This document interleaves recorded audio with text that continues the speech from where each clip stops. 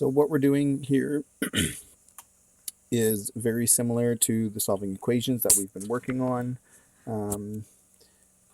This is an equation that has two variables in it. Okay, so let's read it first. Let's take a look at this example. A rental car company uses the following formula to calculate the cost of renting a car. It's really important that you understand what the variables represent and that you're thinking about what the variables represent and just in general what this formula is. As it says, the formula is designed to calculate the cost of renting a car. C is the cost. Okay, so if we look at this, we've got C is the cost. So the cost equals, okay, whatever it works out to, right? But think about that for a minute. The cost equals, right? So this formula is calculating the cost. And then what does the rest of the formula mean? Well, if K is how many kilometers you've used or how many kilometers you drive, then it's 0.15, so that's like 15 cents times the number of kilometers, because K is the number of kilometers, plus $48.50. So that's like a down payment, or that's like a fixed cost. You hopefully remember this from grade 9. This is like a fixed cost, and then you pay per kilometer on top of that. And when you add the fixed cost plus however much you pay per kilometer, that's going to give you the total cost that you end up paying. Okay, and so this is a great little demonstration. This first part, I think, really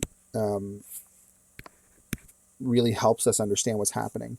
But again, we're always going to think about the variables, what the variables represent.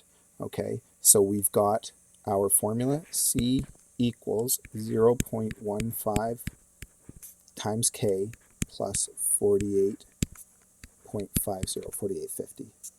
So we've got two variables in this formula.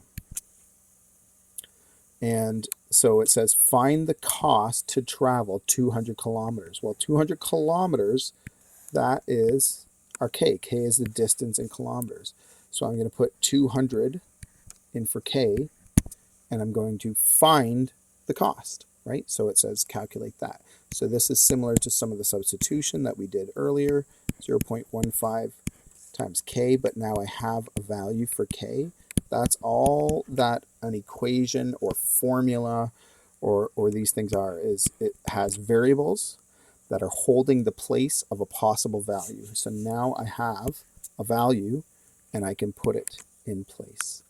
Okay, and so then I can go ahead and calculate that, and we'll do it in two steps, I guess. Normally I would do it in one shot. I wouldn't really waste time, but there's one interesting thing to think about here. So 0.15 times 200 gives me 30.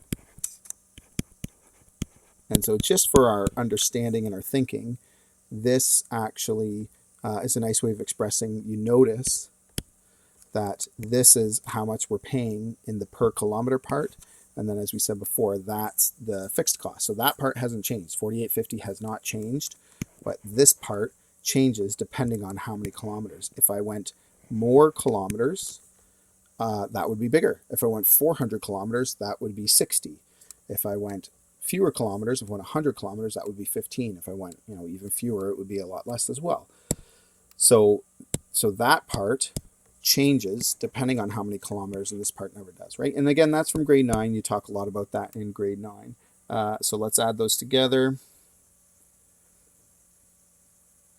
And we get a total cost of $78.50.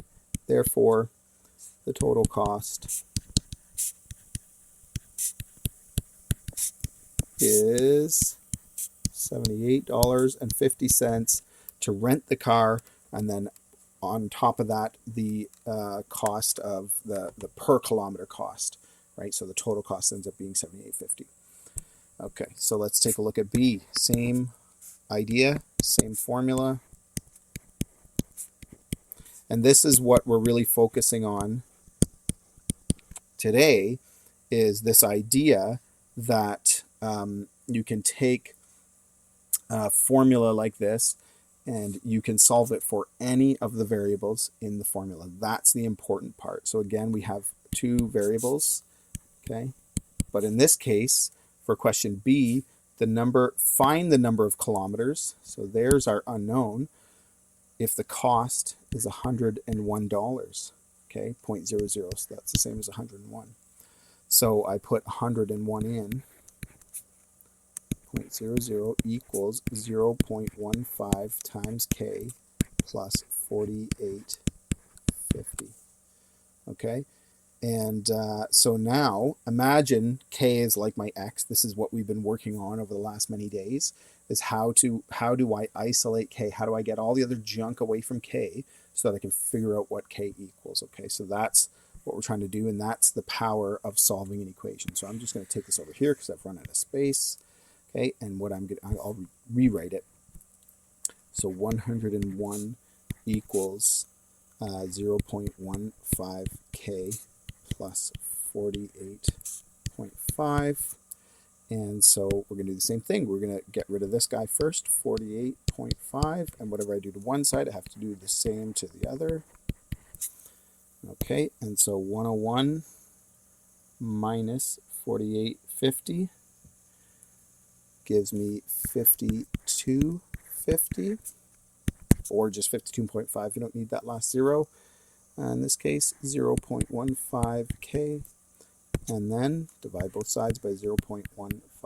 Doesn't matter what you have.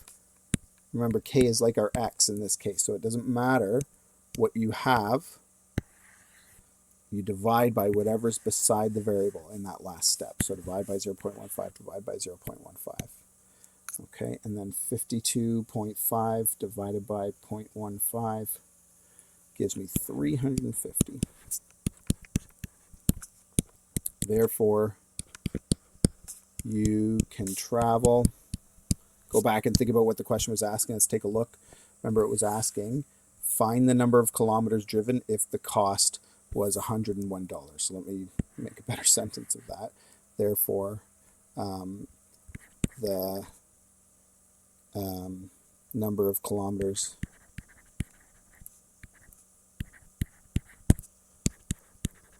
driven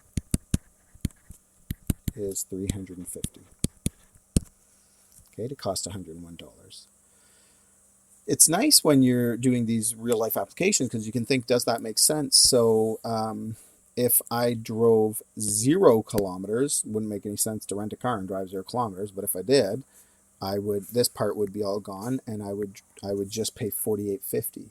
When I drove 200 kilometers, I paid $78.50, so I paid significantly more. And then if I drove 350 kilometers, I pay even a little bit more. So think about that. I drove 200 was $78.50, and then 350 was 101. So those are like in the ballpark. Those numbers are similar. They're not. I haven't done anything wrong. It's not like all of a sudden this is $35,000. That wouldn't make any sense, right? Or 35,000 kilometers, right? Or $10,000 or whatever it was. So it all kind of makes sense. It all fits. That's a good thing to think about when you're doing these word problems. Okay, let's try another one. This one's a little bit trickier because it's got a bit of a fraction in it. But we know how to deal with fractions. We've got a good strategy for that, so we're not going to be scared of them. We're just going to use our strategy. Given this formula, V equals pi r squared h over 3. And so there's a lot of variables in there. Pi is not a variable, right? That's a number. We know that, so we're just going to leave that as the way it is. So we've got V, we've got R, we've got H. And it gives us R, 10. It gives us V, 2618. And it says find H. It says right in the question, find H. Okay, we'll just use 3.14 for pi now for this. Okay, so pi is approximately 3.14. So let's sub all these guys in. So for V, I get 2618. For pi, I'm going to get 3.14.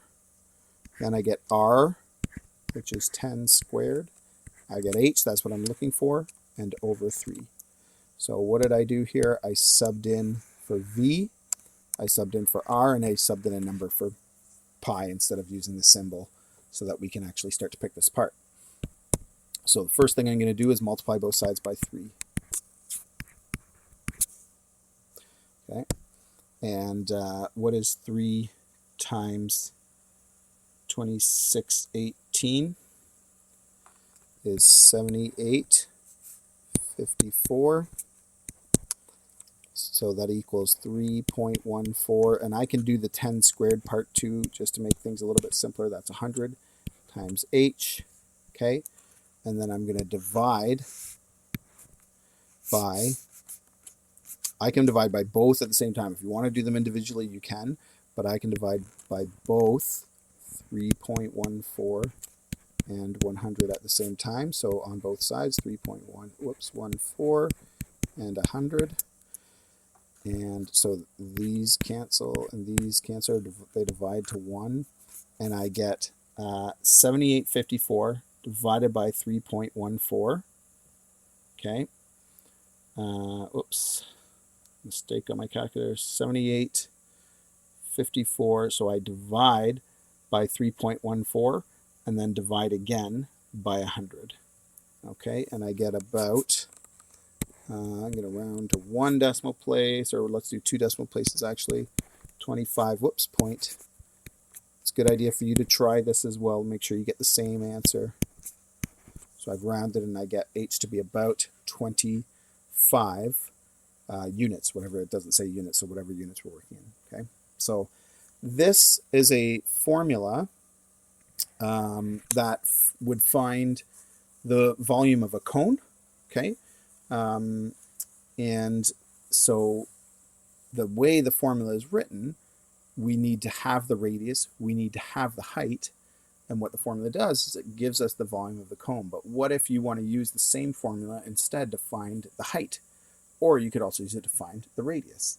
Okay, so we can use a formula when we know how to rearrange, which we've been practicing. We can use this formula to solve for any of the variables. And we're going to look at rearranging formulas without values tomorrow, but today we're given the values. So we're given all of the values except one, and we're asked to find just one. So in this case, h, for example. In the case above, we did both, right? Solving for c and solving for k. And so that's what we're working on, is solving for any of the variables in the equation. Okay, let's try one more. This one's a pretty straightforward formula, but we're going to rearrange first before we sub in. So if you're given a value, you can do either. But okay, let's take a look. So the distance traveled by a car moving at a rate of 15 meters per second is given by the following equation. So again, we really need to think about what these variables represent. So d is the distance traveled in meters, and then t is time in seconds. Okay, so if we read ahead a little bit, how many seconds, in other words, find t if the car's traveled 645 meters. So it's giving us d, it's giving us the distance, and it's saying find t. Okay, so you can do a question like this, the same as the previous two examples. Okay, where what I would do is I would take d equals 15t, and d equals, and t equals, and it gives me d 645, and it says find t. Okay, and I can sub in and rearrange. That is one way of doing it. But another thing that we can do, as it says here, is rearrange the formula for t. So this is a little bit strange. We're going to practice this more tomorrow, but something good to think about is imagine that d is a number, like 645, and if I was solving for t, what would I do? I'd divide both sides by 15. Divide by 15. Okay, and I can't actually divide d by 15, but these still do divide to 1, so I get d over 15 equals t. Okay, and then for part B, how many seconds, that's where I sub 645 in for d, so I get, I'm just going to write this backwards, t equals d, which is 645 over 15. Right? Oops. show the substitution here. That's a bit better. Okay, so 645 is what I've subbed in, and I'm just dividing it by 15 because what I did was I rearranged the formula first, and that makes it easier to solve for time when I want to. Okay, so something to think about. 645 divided by 15 works out to 43, so it would have been 43 seconds that the car was traveling. Okay, but for today, you can sub in first and then solve like we did in these two examples. If you think you understand this idea of rearranging equations, it can be a bit tricky. You could try that first. You could try this method as well.